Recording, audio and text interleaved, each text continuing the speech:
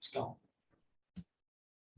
Martin Brockman was an international athlete who represented Great Britain in the decathlon for almost a decade.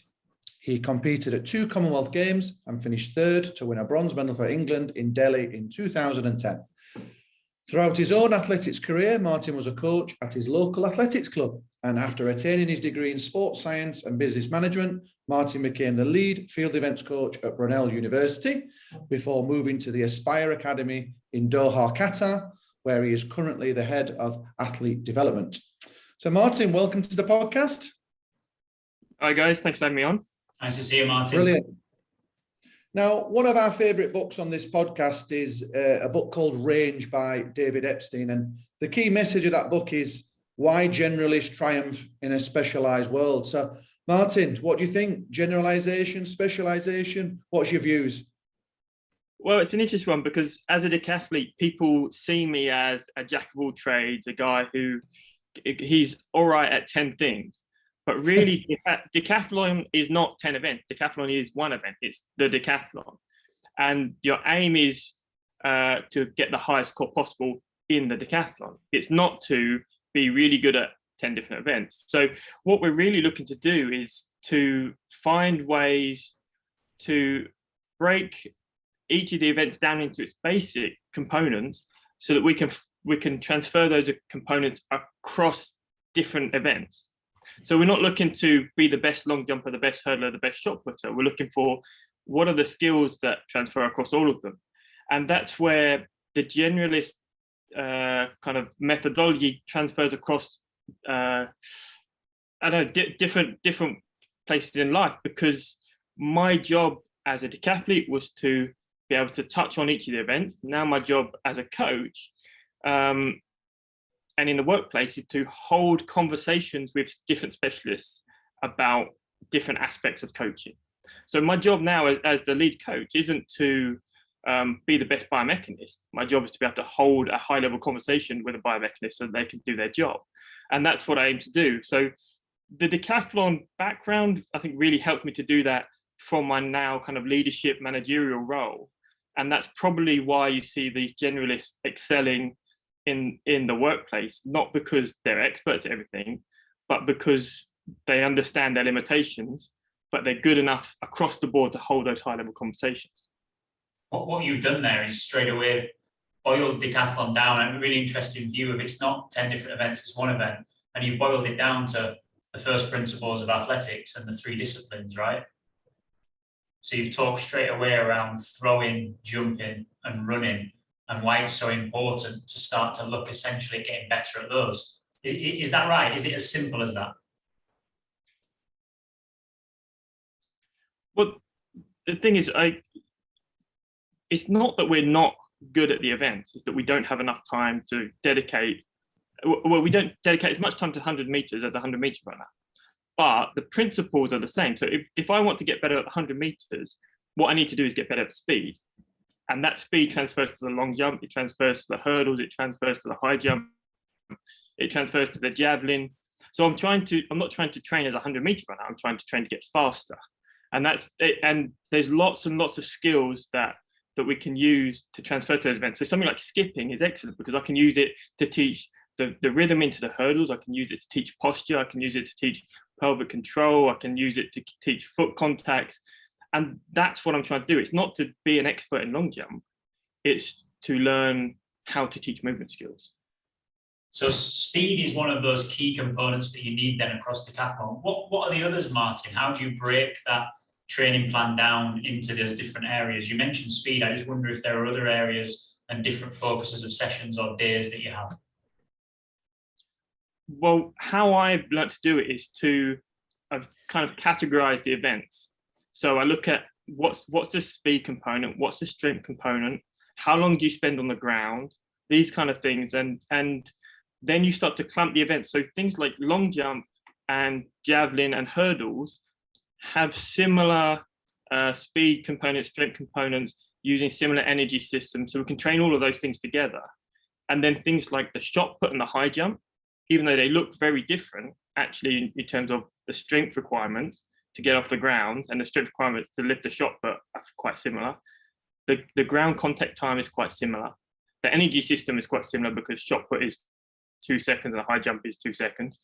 So you start to clump them together, and we train those events on the same day, so that everything we do is compatible day to day. And that way we can train one energy system one day by doing the sprints, hurdles, long jump, and we can train completely different energy systems the next day and tick off lots of boxes.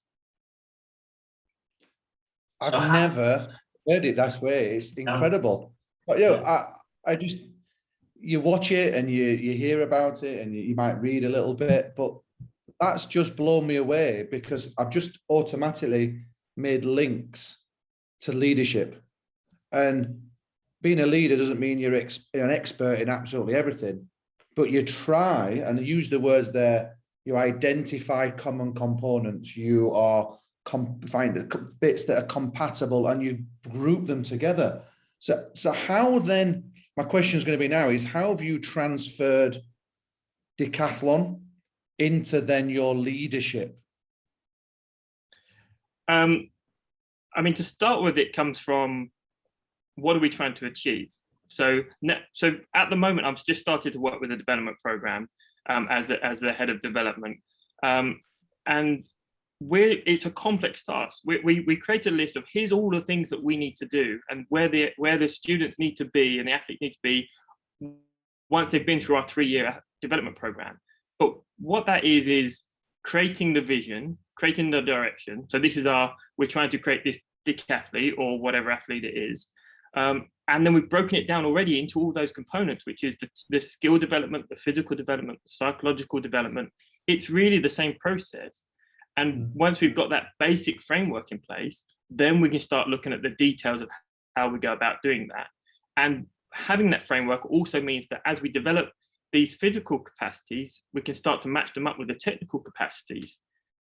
So I think it's more of a mindset that I transfer across. It's the taking something that on surface level looks incredibly complicated, stripping it right back to the basics, and then seeing where we can align those things to make it simple again. And I think that there might be a link there to scheduling, to self-organization, to your own personal management. Straight away, within the first 5 minutes of our conversation, you've taken us from 10 events to actually 2 or 3 key principles. You've simplified it. You've broken it down without diluting it into what's really important. How does that influence your own management of yourself in terms of emotion, time, commitment, energy? Is there a way that you've started to manage that in a leadership aspect that's very similar to how you did that as an athlete? Yeah, I mean, the problem is I'm not that smart. So you have to make it simple. And I don't have that much time. Again, I didn't have time to train for 10 events individually. I don't have time to do 10 different jobs.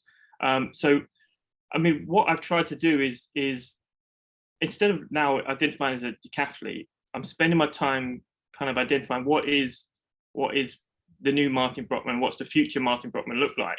And everything I do needs to fit the picture, fit the puzzle.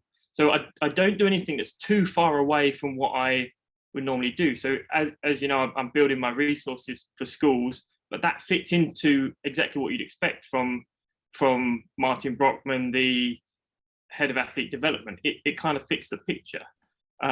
So that way, even though I've got lots of things going on, everything I do comes back to the core goal. So in terms of scheduling, I try to block out blocks of time for each thing. So I guess it's the same as we're talking about. You clump certain events together. Well, I also clump certain elements of work together. And I can spend more time on some than others, depending on what's coming up.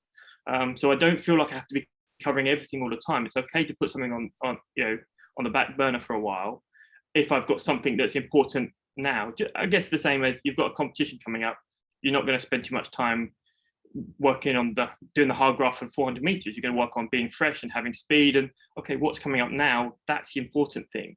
And then when I have time, I can go back and readdress and see how it connects together, and then push forward with the thing that's important at that time.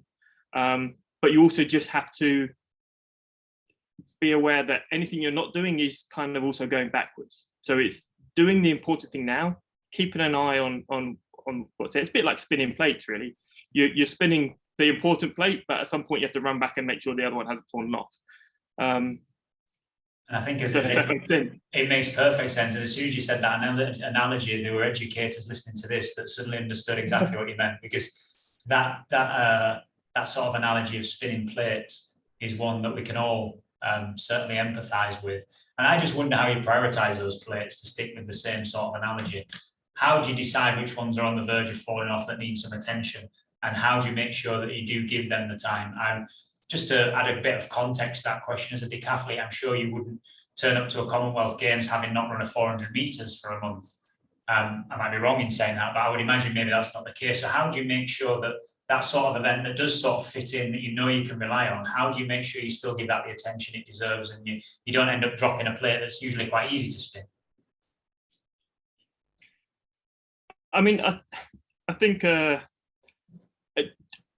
decathlon and life, some things are going well, some things are going bad, and you never quite know what's going to go well at any time, in work life, personal life, and decathlon life.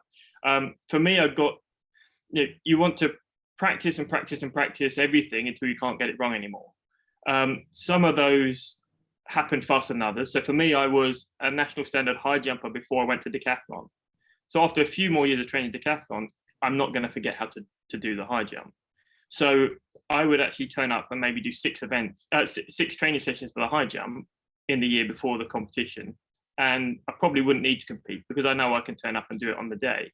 Something like discus, which was a bit more of a long-term project, needs that consistency. But those things are self-evident, really. You know your strengths and weaknesses.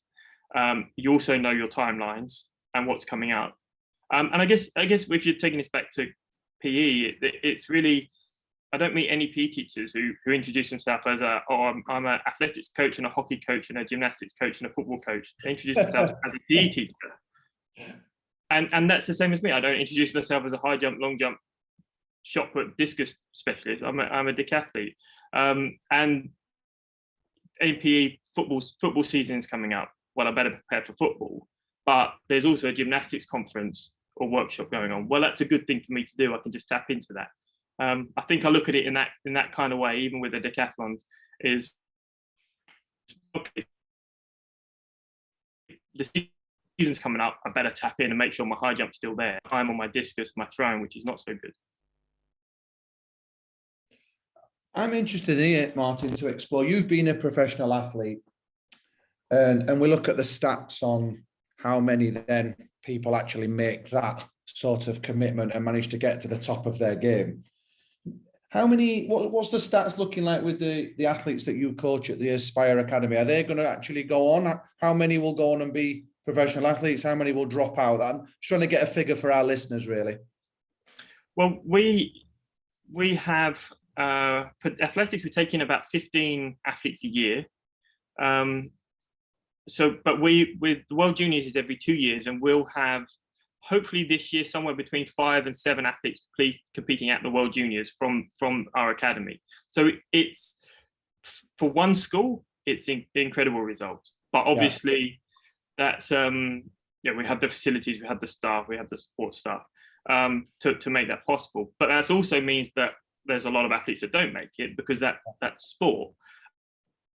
So how I've tried to set up my program is can we set up an athletics program where those talented athletes that have the potential to go to World Juniors make it, but those who don't make it, did they get something through having gone through that process of pursuing performance? Yes, and that's where I was trying to. I'm glad you've gone down that avenue, because I'd love to know the values of what they actually get through going through that course, and how we can then look at how schools related to these elite athletes, because they're all kids at the end of the day. It'd be brilliant to touch upon that. Well, I mean, we have sports psychologists at Aspire, and when I took on the jumps program, we didn't have one working with the jumps program. So, but there was one coming in the future, and I looked at what the needs of my boys were, and realised, especially their Arabic boys having to speak a second language because my Arabic is rusty at best. So I realized that they're probably not in a position to work with psychologists yet. So I built my own program to help prepare them for when the psychologist came, so we can do this high level psychology. But what I really did was, I mean, I called it life skills. Really, it's commitment. So can they commit to this journey of pursuing performance, whether they make it or not? It's the pursuing it and teaching them how to set goals and to pursue performance is the important thing. We worked on basic communication skills. If your English isn't good enough, there's other ways to communicate, but like verbally and non-verbally. I've taught them. We used some yoga and meditation to teach control, so body awareness, so postural control, as well as controlling emotions and using breathing techniques. And it built this into the program. And then as we go through the program, all this comes together to aid performance in the long run, even though it looks like it takes time away from performance to begin with, to be going and doing communication games. Got a lot of frowns of what's this about, but now you can see people coming saying, well, you've got such a lovely group of boys. So yes, because I've worked with them to learn how to communicate with each other, even through the language barriers. So, and because these are the skills that you can learn through sport that transfer to life outside of sport. Tell us a bit more about. Sorry, I'll cut you off there. Tell us a bit more about your life skills, Martin. I know that's something we talked about when we were in touch with one another over social media, that was something you were developing. And I got there the commitment and the communication elements. Are there others that you focus on as well? And tell us a little bit more about how you do those. Yeah, I mean, I basically started with the 5 C's model, with the name of the person. Someone did it in football, and I've forgotten his name. It'll come to me in a minute. But he's basically was commitment, communication, concentration, confidence, and control.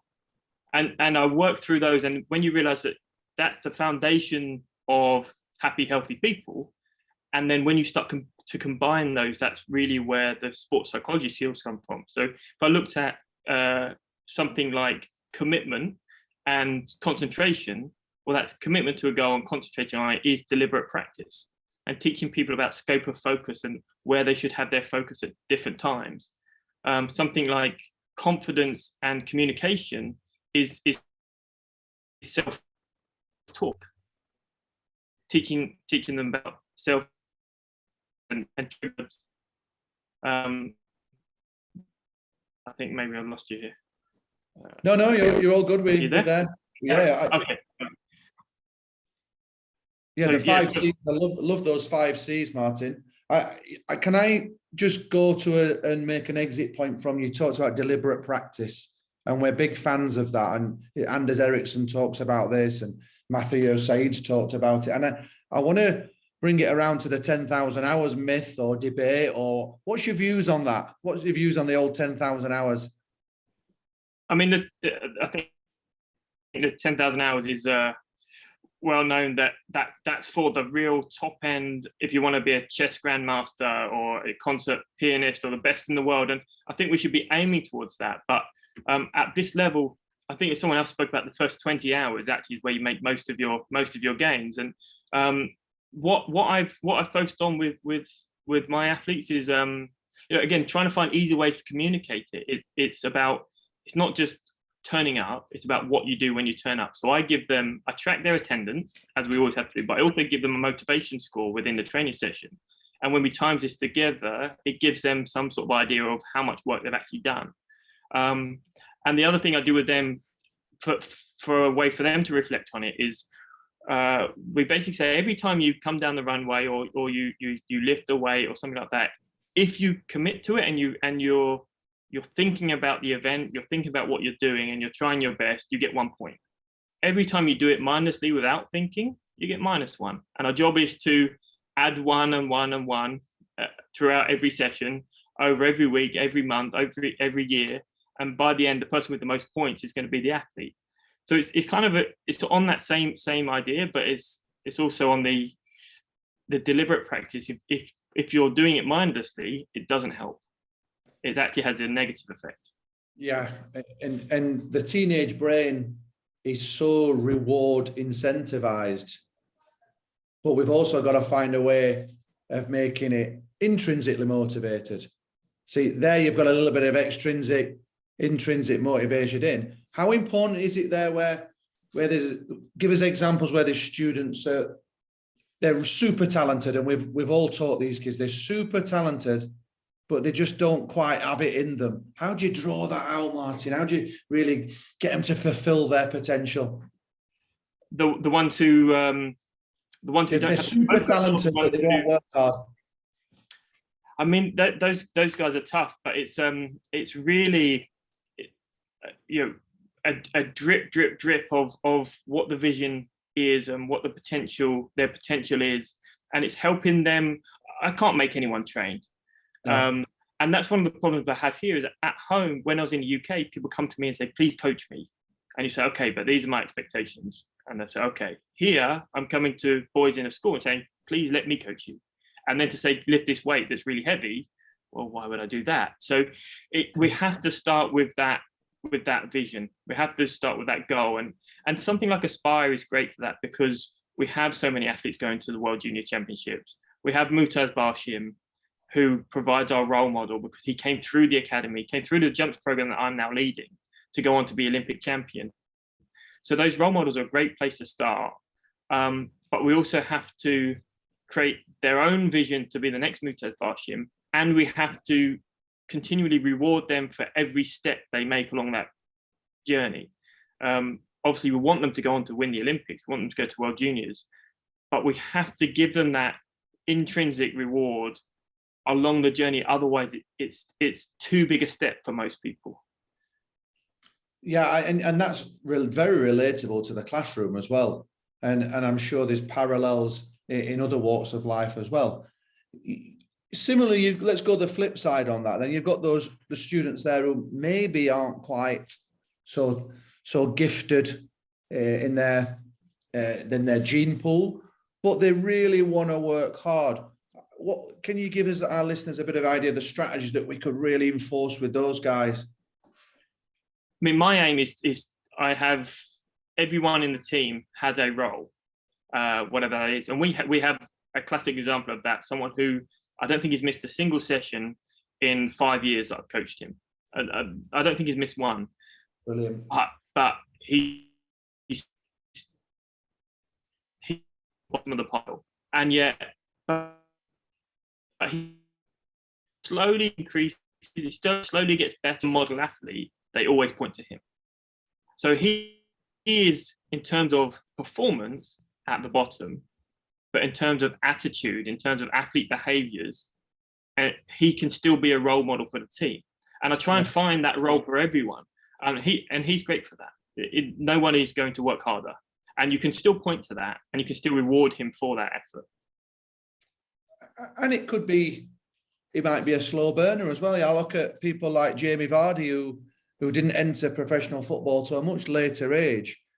And then obviously he's gone on to do great things. And there's lots of examples of just late developers. And in schools, we often reward the biggest, strongest, fastest early on. And there's some people that get left behind who maybe will flourish later on.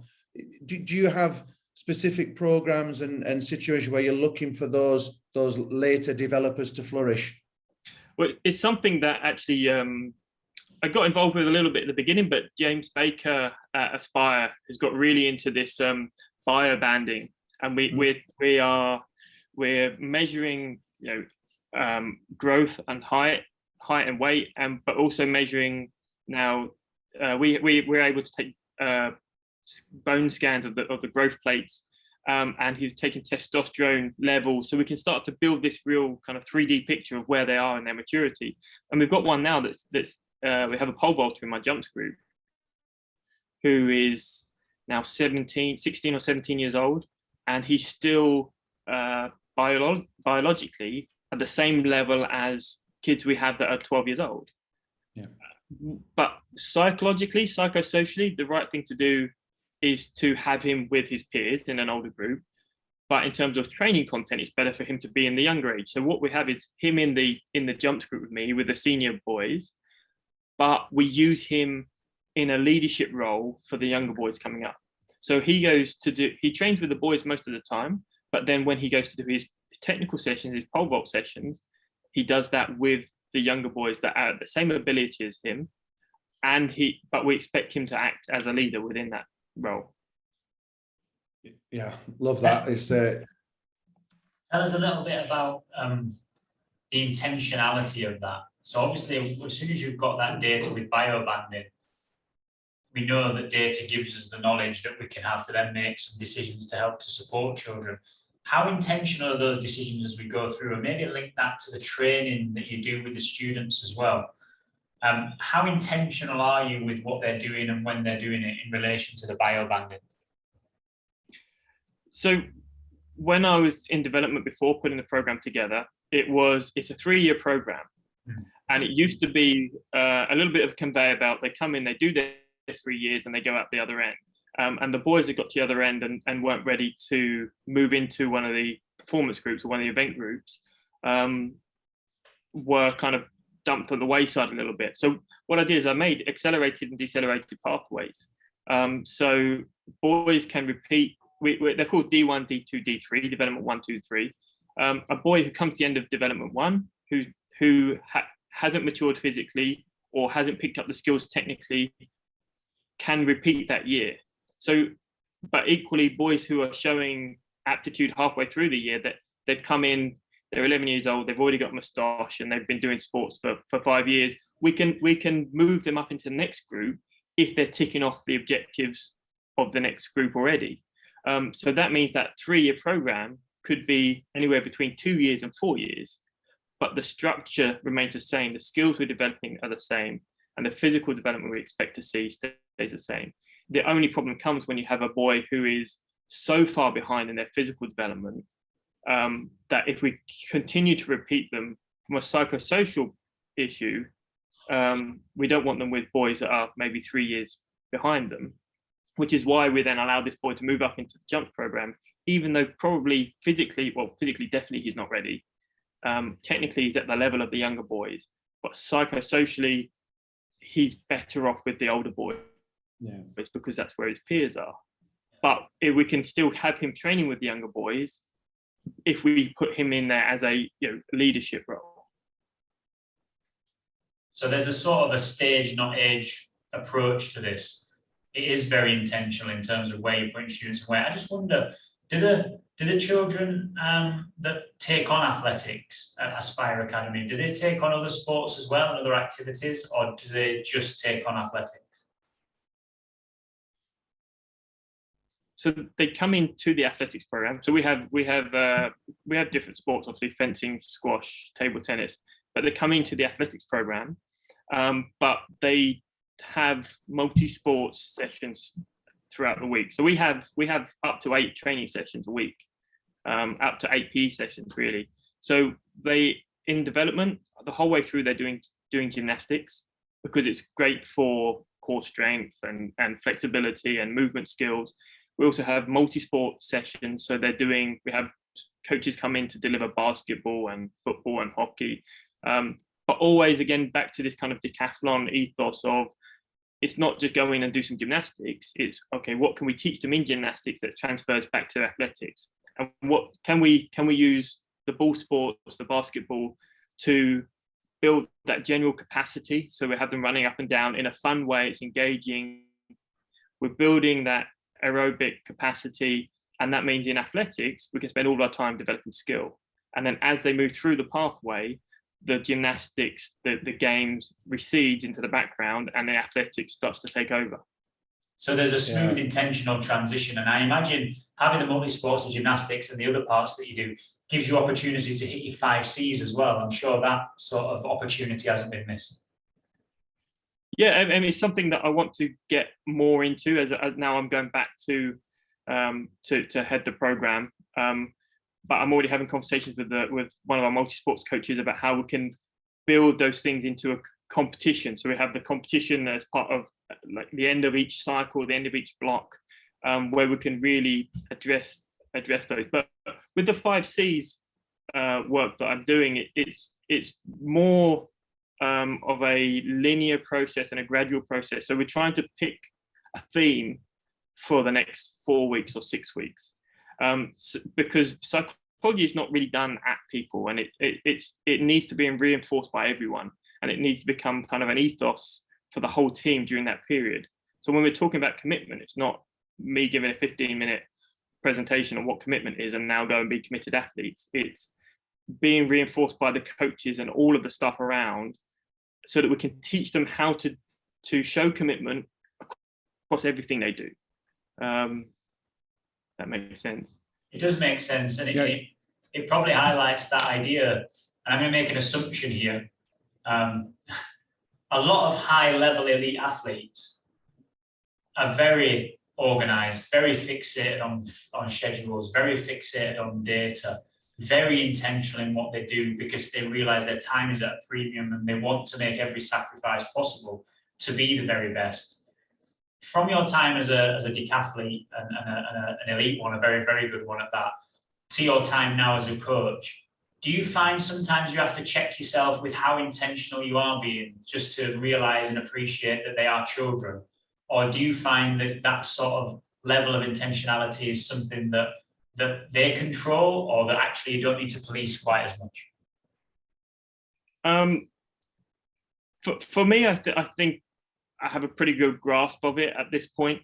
If anything, I go the other way, and I'm not structured enough for maybe what other people are. So we have a range of coaches. We have some that are incredibly structured warm-ups, structured routines. I go the other way, and I try to spend my time teaching my boys how to warm up, how to look after their bodies, and then when they turn up on competition day, I say, okay, go and do your warm up, and they know how to do that, and they know to do that for what they're about to do on that day, given how they're feeling.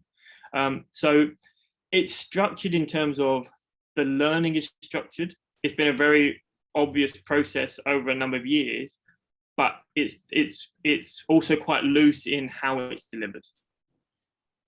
And I think that brings in the concept of fun, we wanted to touch upon there. I want to say I would come back to the range book, and it talks really in detail about the difference between Roger Federer and Tiger Woods, and how Tiger Woods went down a very fixed, deliberate practice in golf, no fun. It was drilled. Compared to Federer's very generalist, dabbled in every sport, great at most sports, and then he could select his pathway. Both accumulated their hours, but in different ways. And then you sort of see the result, don't you, down the line when they're hitting their 30s, and there was the famous breakdown. Is that something that you deliberately get in there? Is that fun aspect? Yeah, if you're going to do something for 10 years and nothing but that, it has to be fun. Because otherwise it'll be a nightmare. And actually with my coach, we had a rule of, we have to laugh twice as much on the way home from training as on the way to training, because you're going to have some days which are going to be awful, because that's just how it goes. But if you can laugh about it on the way home, then you can get up tomorrow and you can try again. So it has to be fun, especially for the younger kids. Our job in the development program is not to start making athletes. The job number one is to inspire them to want to be an athlete. And you can only do that through enjoyment. No, I fully agree. And it's completely applicable to our teaching roles and inspiring students to want to actually physically move. Let's touch upon empathy there then as well, because you're going to have a huge amount of athletes that are in huge competitive situations, and they're going to have disappointments, they're going to have ups and downs. How do we bring in that fun approach, but also in an empathetic way? I saw a really good example of this at a competition just before I came to Qatar. I was at the national championships for long jump. Luckily, my athlete won, which is great. But there were two athletes that were on two fouls coming into the last round. One of them, the coach was stressed that they were shouting at them after the second foul. That athlete ran down, jumped from behind the board, but not a very good jump. And the coach was shouting at them because he was embarrassed, probably for himself.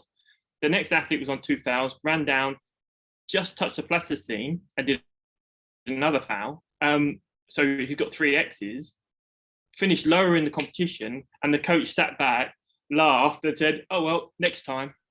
And in that moment, I realized that here is someone who has smiled at someone in their worst moment. Yeah.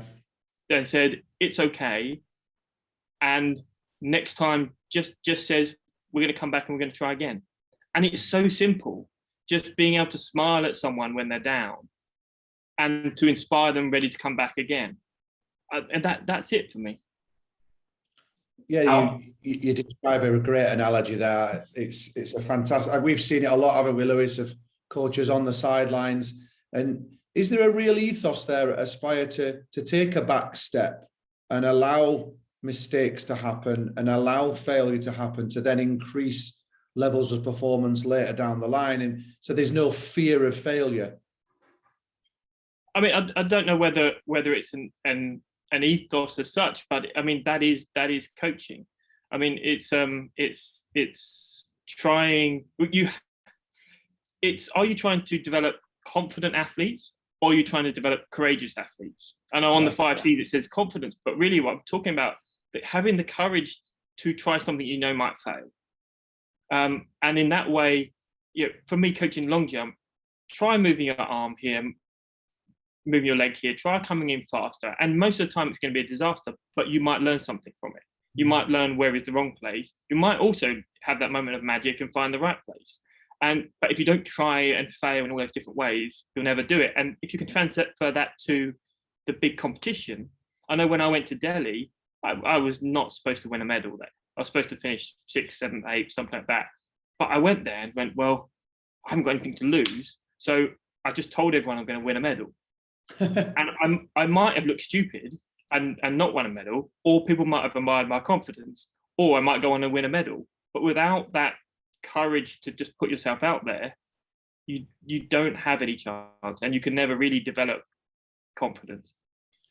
And that's that manifestation, isn't it, Lewis? We've talked about earlier. You've just manifested that you're going to go and win a medal, and it starts to put that thought process in your mind, and all negativity is removed. And if you can put it out there that I can do this, often your body follows. Whereas if you're believing that you can't, you won't. Is that how it felt, that state of flow there? Yeah, I mean, and that's where you have to start with that vision. You have to start with that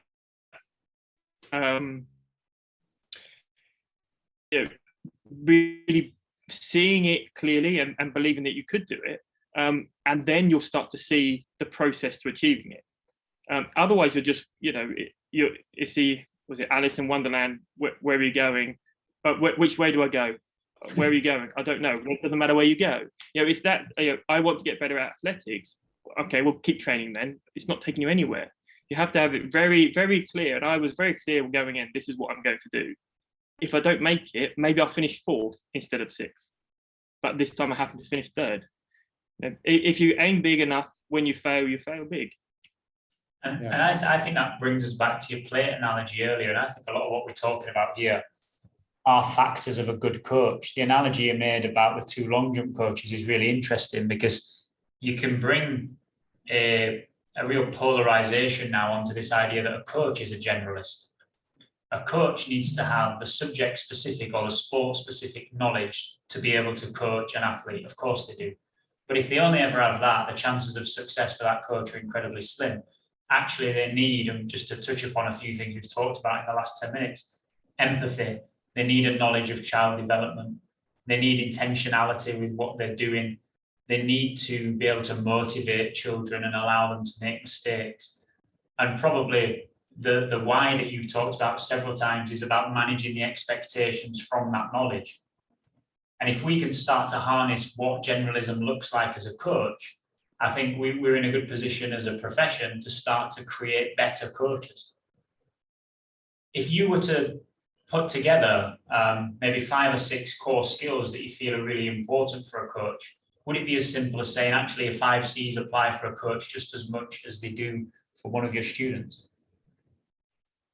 Sure. I mean, that's why I called them life skills, because I think I learned just as much going through that process as and learning about each of them as the boys got out of it, I think. But I mean, it's interesting actually when I looked at the name of your podcast, and well, what does that really mean? As we're coming up to speak about it, and it's exactly what you're just saying, that it's not about just learning more and more about a specific subject. That's going through the education degree, you go into a PhD, you learn more and more about less and less. Whereas I think really when at some point you have to make that change of, you have to accumulate a base level of knowledge. And then at some point you switch from trying to accumulate knowledge to how do I apply that knowledge? And I think that change as a coach or an educator goes from, I need to know enough about this subject to be able to coach it, to how do I get someone else to do that? My job is not to know about shot put. I'm not trying to get a PhD in shot put. How do I get someone to throw the shot put far? And my knowledge is going to now allow me to do that. I think that's really, when you make that shift, I think that's when you really start this kind of infinite learning process.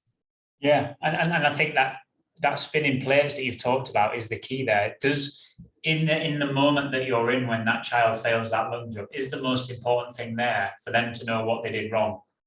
Is it that plate that you're spinning, which is your sport-specific knowledge, or is it actually, you know what, I'm going to ignore that one, because the most important thing for them now is that they realize this is a learning process, or they realize that this is just a mistake and we learn from those mistakes.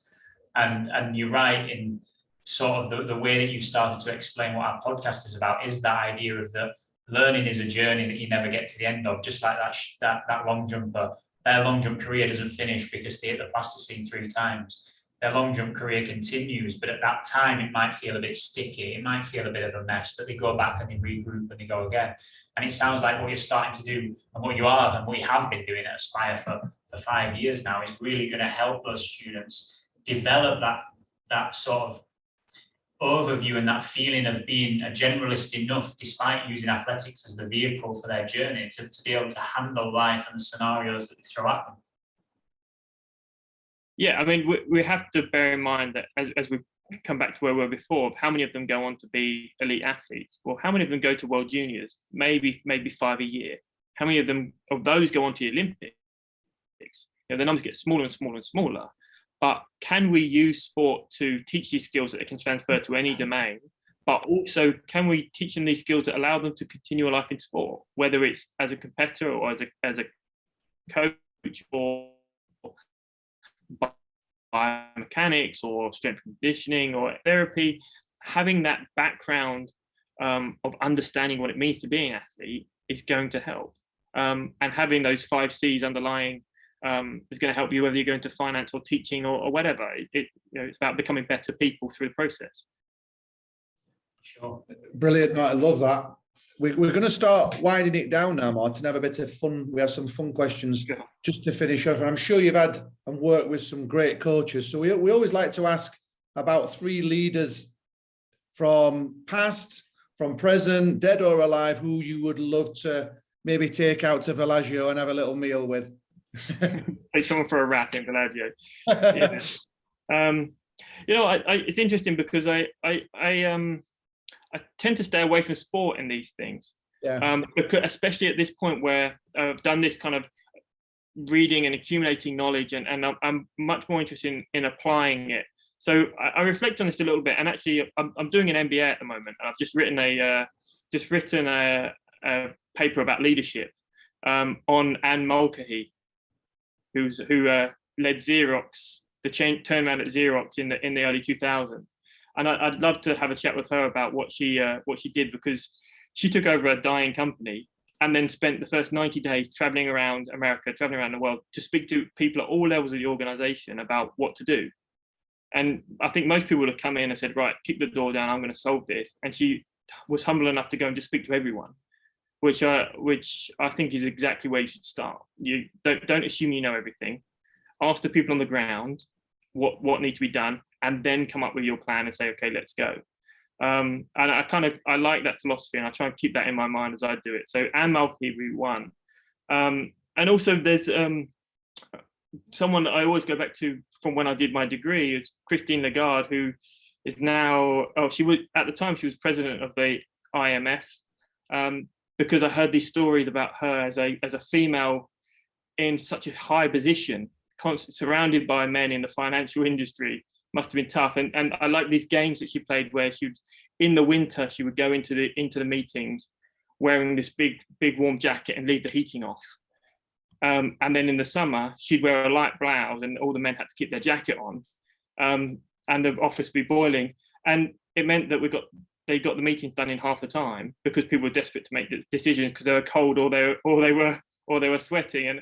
And I'd love to have a chat about more of those tools and those understanding people. And then probably the last one is Seth Godin, who is, I'm reading all his books at the moment.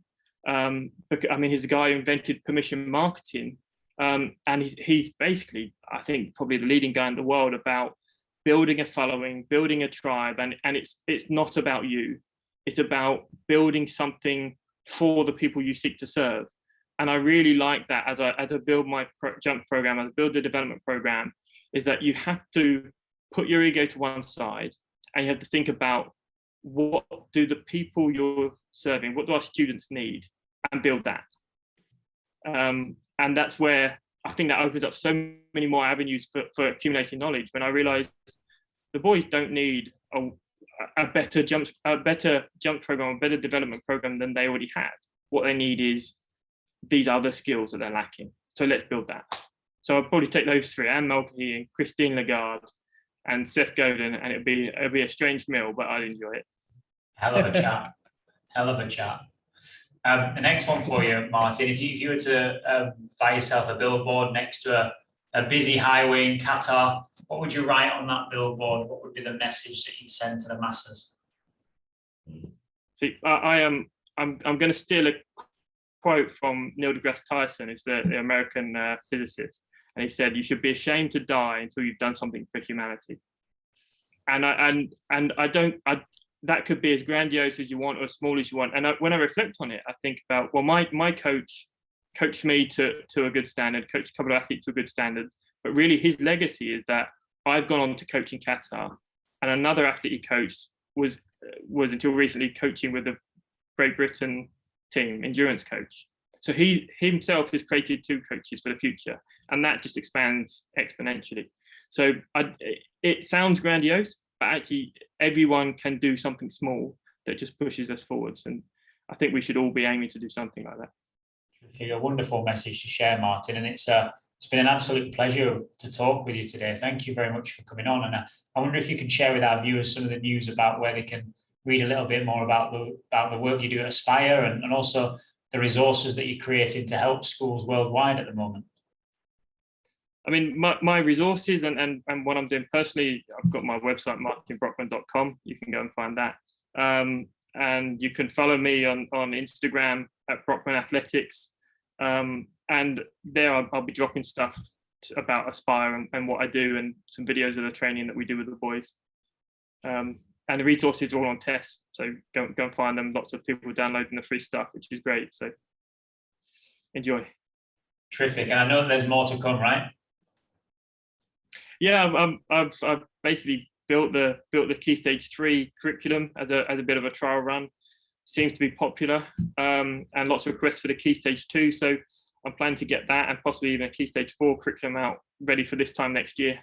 It's an awful lot of work, but since it seems in demand, I'm trying to use what I'm doing at Aspire and what I've done over the last few years, that all-round decathlon knowledge, to build some resources and to pass that knowledge on to teachers in schools, really, who it doesn't seem there's access to that, too much of that kind of stuff. So I'll put it together, and if it's useful, then it's yours.